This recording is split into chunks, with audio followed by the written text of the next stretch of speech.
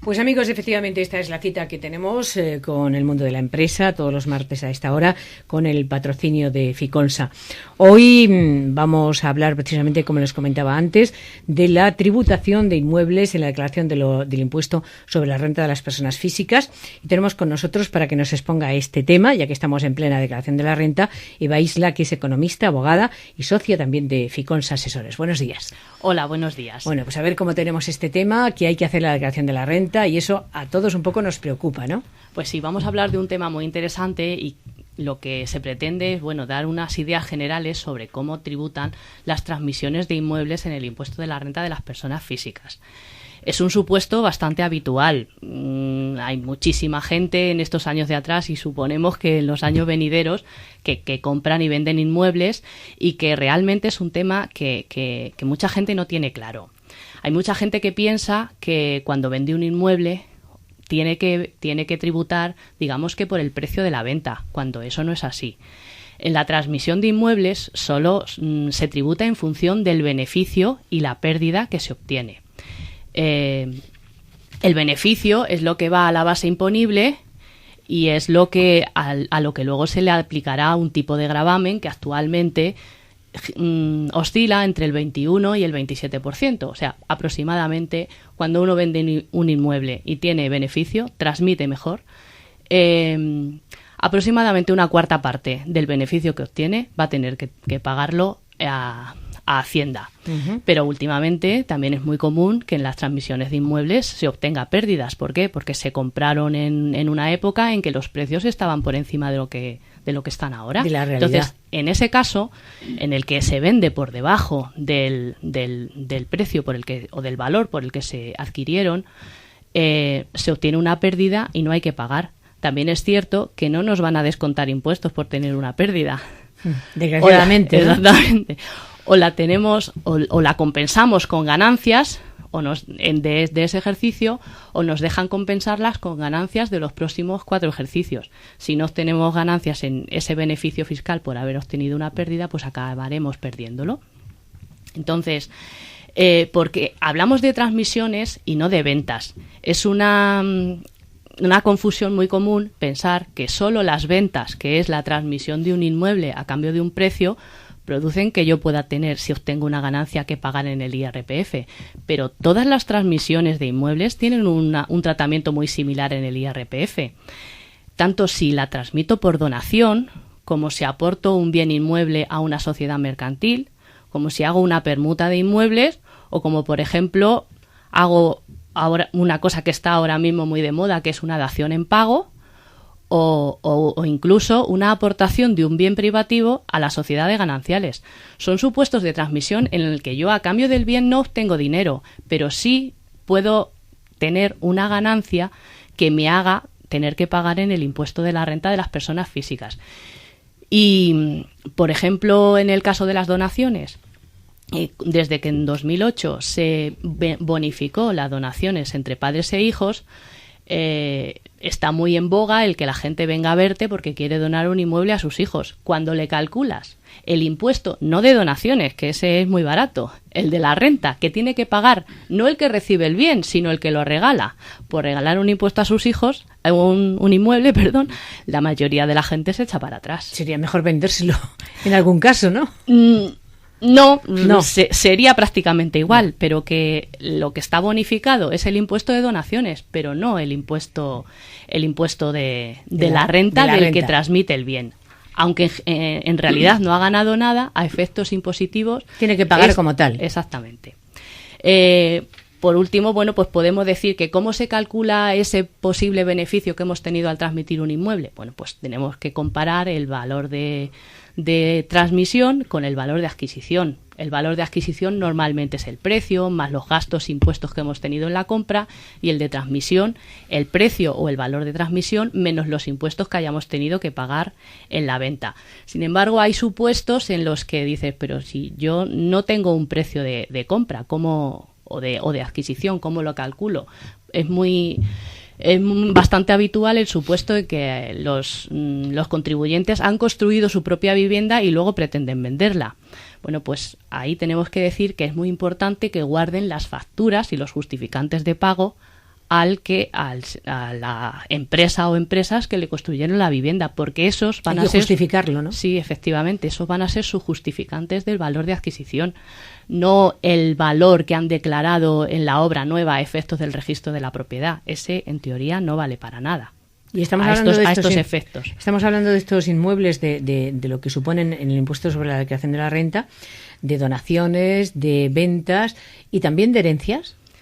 ¿Tienen el mismo tratamiento o es diferente? Vamos a ver, la adquisición de los inmuebles no genera tributación en el IRPF, sí la transmisión. Ajá. Cuando yo adquiero un inmueble por herencia y después lo vendo, también se me puede producir una ganancia patrimonial que se determina por el valor de transmisión menos el valor de adquisición. En este caso, el valor de adquisición sería el valor a efectos del impuesto de sucesiones, más los gastos y el propio impuesto de sucesiones que se pueda atribuir al inmueble. En este tipo de tributación de inmuebles en la declaración de la renta, ¿han cambiado las cosas en legislación en relación a años anteriores? ¿O está más o menos igual? Está más o menos igual. Se han incrementado los tipos de gravamen.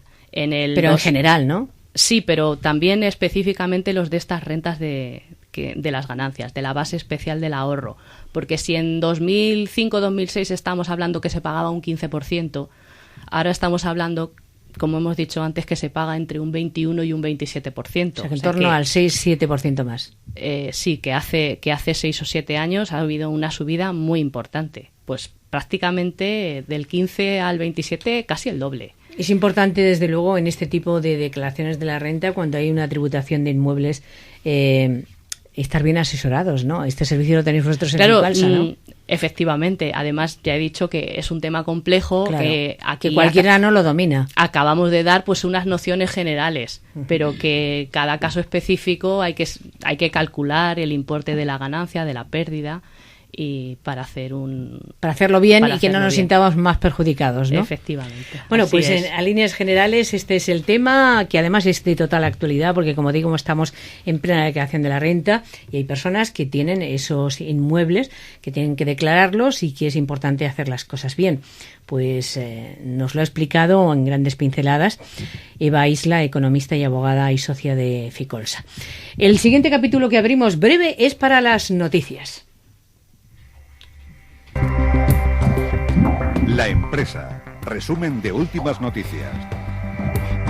Pues estas últimas noticias nos las trae Hortensia González y desde luego parece que hay buena noticia para poder cobrar de las administraciones. Así es, efectivamente. Buenos días. Con el fin de evitar la dilación en el pago de facturas por problemas de financiación, en los próximos meses el Gobierno aprobará un tercer y último plan de pago a proveedores para facturas posteriores a 1 de enero del 2012.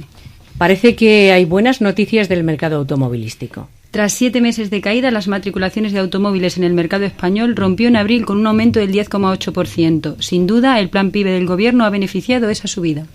¿Y en el tema de autónomos, cómo están las noticias? Vemos aquí diferencias, porque los trabajadores por cuenta propia trabajan una media de 45,1 horas a la semana en el primer trimestre del año, lo que supone un 7,2 horas más que los trabajadores por cuenta ajena.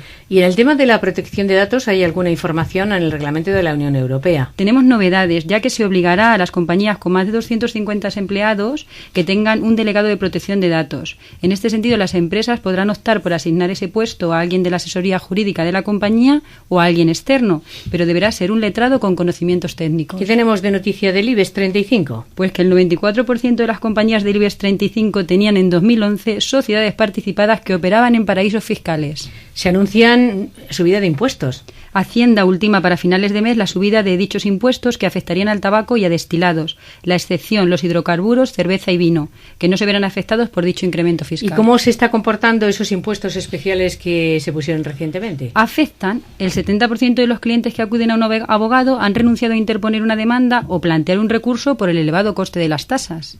Y la renuncia a herencias parece que también es noticia. Efectivamente, más de 23.200 fueron las renuncias, aunque la casuística es muy variada, la falta de recursos económicos suele ser uno de los motivos y también el hecho de que la herencia sea más bien ruinosa en otros casos.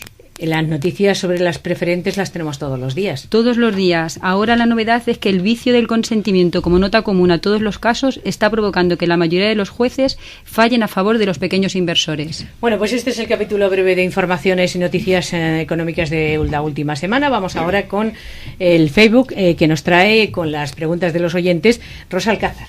Buenos días. Pues la primera pregunta hace referencia precisamente a las herencias. Este señor adquirió una vivienda por herencia y la quiere vender. Entonces, ya nos lo ha adelantado Eva, pero ¿qué valor de adquisición es el que debe de tomar y sobre todo qué fecha es la que se toma como de adquisición? Pues bien, es cierto que la fecha de adquisición en las herencias no se determina por la fecha de aceptación o de la escritura de adjudicación de herencia, sino que eso retrotrae los efectos de la adquisición a la fecha de fallecimiento del causante.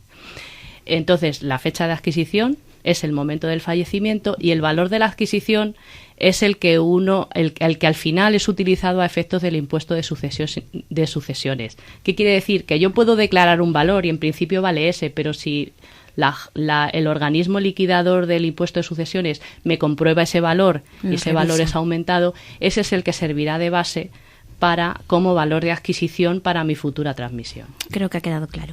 Y otra pregunta, ¿existe algún supuesto en el que la venta de una vivienda no tribute en renta? Pues el único supuesto que existe actualmente es la venta de la vivienda habitual para dos supuestos. Para los mayores de 65 años sin ningún otro requisito adicional. Y para los menores de 65 años siempre que reinviertan el importe obtenido en la adquisición de una nueva vivienda. La exención por reinversión tiene unos requisitos que son difíciles de cumplir. Si se atiende a la letra de la ley y se hace una interpretación restrictiva, hay que asesorarse y hay que tener cuidado porque la ley tiende a dejar fuera en cuanto digamos que el mismo dinero que se obtuvo de la venta no es el mismo que se utiliza en la compra. El mismo dinero físico. Casi. Bueno, pues hasta aquí las preguntas de Facebook. Ya saben que los pueden transmitir sus dudas en www.facebook.com/ficolsasesores. Pues vamos con el capítulo último que dedicamos a invitar a un empresario de nuestra provincia. Y en esta ocasión nos acompaña el consejero delegado, que es el director del Grupo de Empresas Nivel 15, que, bueno, pues es un placer contar con él, con nosotros en esta mañana. Por supuesto que hay un grupo de empresas que están dirigiendo y yo creo que Camilo Cañadas es quien mejor nos puede plasmar cómo nació esta empresa y cómo ahora tiene un abanico de empresas en este momento, en pleno 2013. Hola, buenos días. Gracias por vuestra invitación, tanto a Ficolsa como a Tisoki. Bueno, el Grupo Nivel 15 nace en el año 92. Como empresa matriz nació Nivel 15, que es una agencia de publicidad y que trabaja hoy en día, después de 22 años, trabaja a nivel internacional. De hecho, los clientes más importantes nuestros son grupos alemanes, son grupos belgas y sobre todo un grupo francés y un grupo italiano. Con ellos estamos trabajando a nivel de toda Europa, de lo que es la agencia. A partir de ahí, en este dilatar de los años, han ido creciendo una serie de empresas y nosotros como empresarios, tanto mi hermano Miguel Ángel como yo, hemos ido intentando diversificar. A partir de Nivel 15 nació Master Deco, que es una empresa que se dedica a arquitectura interior. Hoy en día cuenta con, tanto Nivel 15 como Master Deco, contamos con oficinas en Madrid, en Valencia, la sede principal que cuenta en Ciudad Real y una oficina que abrimos en el 2012 en Moscú. Tenemos dentro de la diversificación de las empresas nuestras, otra inversión que hicimos también hace mucho tiempo es en el tema agroalimentario. Disponemos de una finca donde, creo que tenemos proyectos muy pioneros. Probablemente se conozcan poco porque no se les da demasiada publicidad a ellos, pero que según los técnicos y con las empresas con las que estamos contribuyendo, son proyectos pioneros de investigación, tanto en la producción como en la comercialización, en este caso de la aceituna, que es donde empezamos, ahora con la viña y muy recientemente, desde hace 3 años, en el tema del pistacho. Esos son, diríamos, nuestro buque insignia del grupo. Y y eso me gustaría darlo como primicia, a partir de la semana que viene, nace un proyecto nuevo dentro del grupo nuestro, que es una plataforma de venta de servicios y productos online. entendemos que con el nombre que va a operar es comprayviaja.com y que, bueno, comentábamos aquí antes a micrófono cerrado que entendemos que va a ser un proyecto pionero en el mundo, sobre todo por los servicios y los productos que va a vender y los soportes, ¿no? Por ahí va el futuro, ¿no? La venta online se está imponiendo. Vosotros, desde ese primer comienzo con una agencia de publicidad, habéis ido, diríamos, evolucionando en el tiempo, ¿no? Sí, nosotros, como te comentaba, empezamos con la agencia. Sí, me gusta siempre resaltarlo. Tuvimos muchos problemas para crecer en Ciudad Real, muchos problemas. Quizá porque el mercado de aquellos años estaba como muy copado con las agencias de siempre y aquello probablemente es lo que nos dio la fuerza para salir y empezamos a trabajar. Nosotros trabajamos mucho en varios sectores y de hecho somos líderes en el sector del mueble y en el sector de los electrodomésticos y nuestros clientes dentro del mercado nacional más importantes los tenemos en Cataluña, en Galicia, en el País Vasco, Madrid, muy poco en Castilla-La Mancha, es curioso, pero bueno, es así, ¿no? Y el tema que te comentaba de las nuevas tecnologías, ya lleva mucho tiempo apostando por ellas y entendemos que esta plataforma va a ser un respaldo. De hecho, ahora mismo hay grupos internacionales muy importantes que quieren participar en el proyecto. Es decir, cuando las cosas no están bien económicamente para las empresas, un empresario puede optar por ver el futuro y trabajar y decir hacia dónde tengo que orientarme para seguir subsistiendo y para crecer, o meter la cabeza debajo del ala, ¿no? Bueno, hay que analizarlo también despacio. Habría que diferenciar muy importante los distintos tipos de empresas. Una empresa que pueda tener su sede, por centrarnos en Ciudad Real, y que pueda tener el pequeño comercio, es complicado deslocalizarla y decirle me voy no sé dónde, ¿no? Probablemente para nosotros sea más fácil, primero porque llevamos 22 años haciéndolo, pero segundo porque una empresa de servicios, tanto como nivel 15 como Master Deco, pues es fácil. Para nosotros ha sido muy fácil, bueno, no fácil, pero ha sido relativamente cómodo abrir nuestra oficina de Madrid, nuestra oficina de Valencia y en este año la de Moscú. La de Moscú nos está dando muchísimo trabajo, ¿no? Bueno, también tienes que tener disposición y también tienes que tener una predisposición a una inversión que en ningún caso sabe, o los empresarios sabemos que vamos a tener una respuesta inmediata. El futuro siempre es incierto, ¿no? Pero no te puedes quedar parado. Si te quedas parado, hoy en día la verdad es que el mercado es muy, muy, muy competitivo y si te quedas parado, pero te quedas parado 2 meses, eres incapaz de ponerte al día, ¿no? Bueno, y luego, lógicamente, ir en función un poco de elegir muy bien a ver qué sectores son los que vas a tocar, porque vosotros como habéis tocado sectores concretos que para eso hay que hacer estudios previos y saber por qué me dirijo hacia ese sector. Sí, bueno, mira, nivel 15 que diríamos que es, con la primera empresa con la que nacimos y es muy reconocida a nivel nacional y, bueno, dentro del sector del mueble nosotros asistimos a ferias internacionales donde somos muy conocidos. Entendemos que lo que se ha hecho en ese tipo de empresas ha sido actualizarse e innovar, que era lo que demandaba el cliente.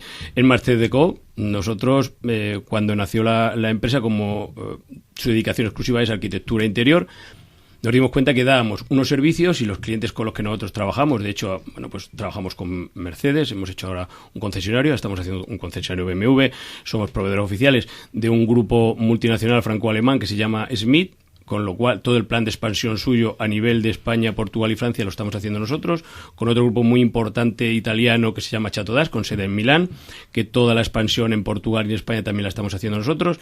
Entonces, es apostar por nuevos mercados y sobre todo también hay un tema muy importante que no quiero que se me pase y es la profesionalización del personal. Es muy importante que en las empresas de servicios el personal es fundamental, ¿no? La buena cualificación. Es muy, muy importante porque es lo que te va a llevar a dar un valor añadido al cliente y poder diferenciarte de las empresas que van a competir contigo en cada proyecto, ¿no? Bueno, y se puede trabajar desde Ciudad Real, desde Valencia, desde Madrid, para Europa. No que se puede, lo estáis haciendo con países tan importantes como los rusos, ¿no? Que están apostando por España. Sí, nosotros desde primeros de 2012 que abrimos la oficina, últimos de 2013 que abrimos la oficina de Moscú, la verdad que nos está yendo muy bien. Hemos asistido a 2 ferias allí con gran éxito. Ahora, de hecho, tenemos bastante gente desplazada en nuestra oficina de Valencia porque ellos estamos trabajando tanto a nivel de varios proyectos que tenemos en Moscú como proyectos que tenemos en toda la costa. Estamos recibiendo clientes a diario y, bueno, aquella inversión que en un principio parecía un poco de aventura, pues se está transformando en resultados positivos. Pues nos alegramos muchísimo, nos encanta tener empresarios que den muestra de que las cosas pueden ir mejor de lo que pensamos y que tengan proyectos de futuro, como es el caso de Nivel 15. Pues Camilo Cañadas, que es el consejero delegado de la empresa, muchísimas gracias y mucho éxito en el futuro. Gracias a vosotros. Y ahora a los oyentes ya les dejamos con las noticias de la 1.